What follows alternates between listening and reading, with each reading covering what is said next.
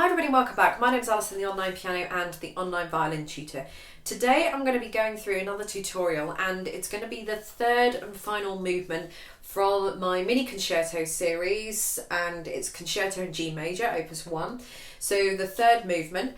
The link to where to get this book and everything will be in the description bar underneath, and the link to all the other videos going through the tutorials for the previous two movements, they will also be linked underneath this video, so everything will be linked underneath there.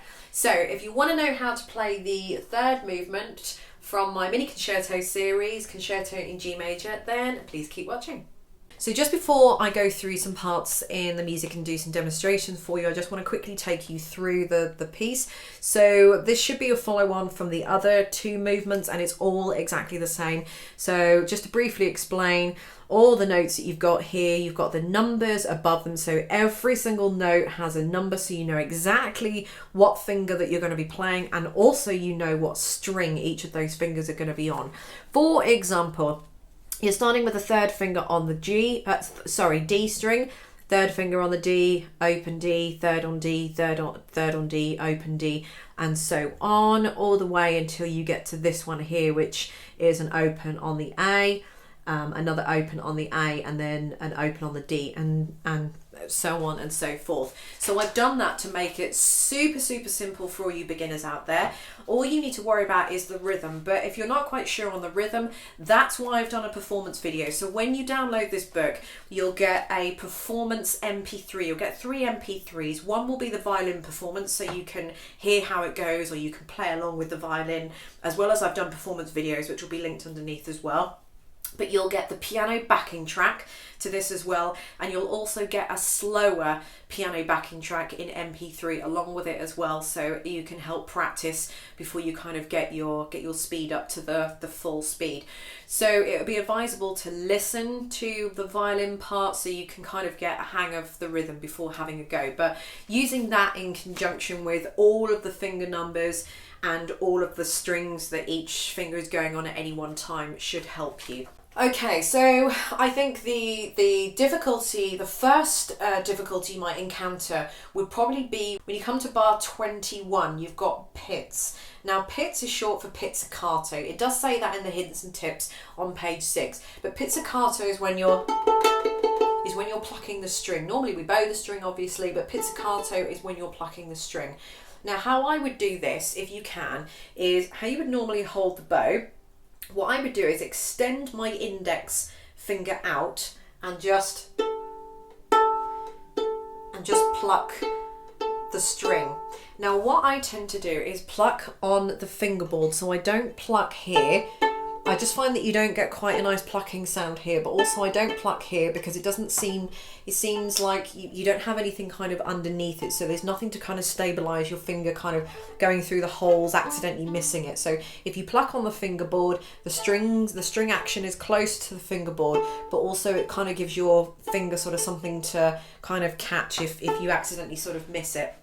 The other way that you can do it is by gripping the bow in your hand and releasing your thumb and your index finger, resting your thumb on the side of the fingerboard, just here, and then pluck. That's the best way to pluck. However, you can't always do it that way because you don't always have enough time to kind of get the bow from bow hold position to kind of gripping and releasing the thumb and the index finger.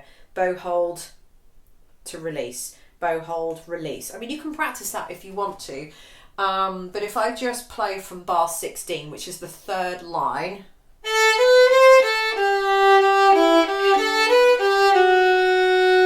so you could, at that point, cut that F with the second finger on the D a little bit short if you want to. That's absolutely fine if you want to go ahead and do that. So you could cut it a bit short, grab the bow, thumb on the fingerboard, and then you see you get a nice powerful kind of pluck as well, and you've got something to steady your hand, so you're not going to be making any mistakes. If you don't want to do that, then you can just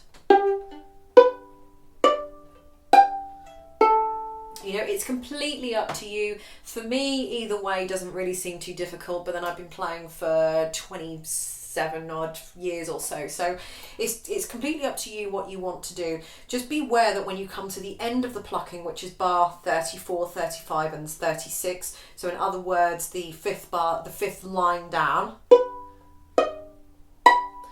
if you're going to do it this way, that you get to that bow position a lot quicker.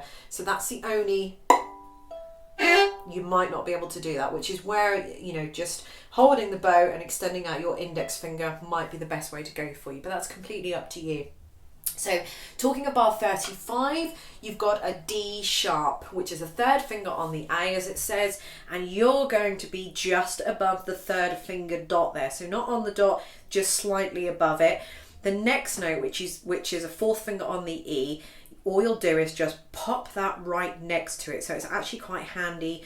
The third finger stretched, the fourth finger just pops in right next door to it, and you see there's no gaps between any of my fingers. After that E, then it says arco, and that just means that we go, arco is just back to bowing again. So if I do from bar 34, or the fifth line, back to bowing, and so on there. At bar 57, a little bit further down, the last kind of quarter of the page, it says a little bit faster now. So again, you're gonna have to time that in with the piano, but it's not going so fast that you won't be able to get it. You should be able to kind of pick it up. But this is a kind of, from this point onwards, it's kind of a fun little section that I've done here. So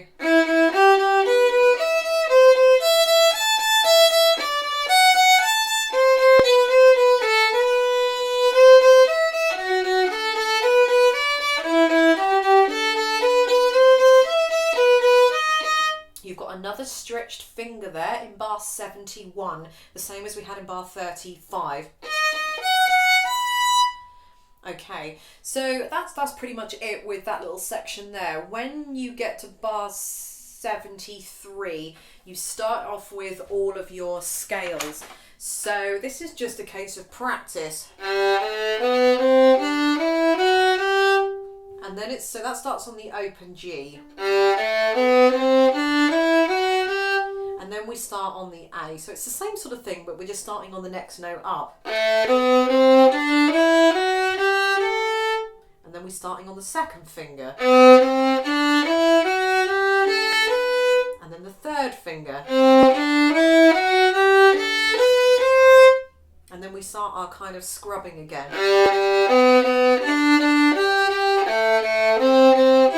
And so on. You might notice that I've got a few fourth fingers in there. Try and do the fourth fingers if you can, because it keeps the continuity of keeping everything all on the same string. As soon as you start involving open strings, because this is going, it's moving at quite a pace, plus you're doing scales, you might just find it a little bit tricky. So for example, at 75, and 76, the end of 76 has a fourth finger on the D string, or in other words, you could play an open A. So at 75, so if you finished on that open A, you've got to get all the way down to the G string. So again, that's why I've put the fourth finger, so you can just, so it makes it nice and easy there. You do have a bit of a gap there at 78 and 79 there. So when you're moving from the end of 78 to the beginning of 79, you're moving from the first finger on the A to the first finger on the G. Just try and kind of move the bow as best or as cleanly as you possibly can for that one there. So I think that's it really. It just takes us to the end where you've got that nice big chord at the end.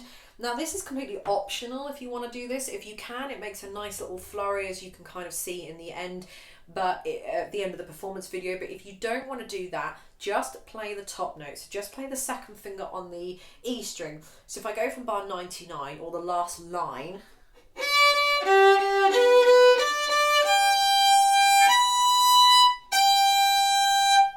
so if you want to do that's fine. If you want to do the rest of them, you're going to be playing an open G, an open D, a 1 on A, and then a 2 on the E, and they are next door to each other. So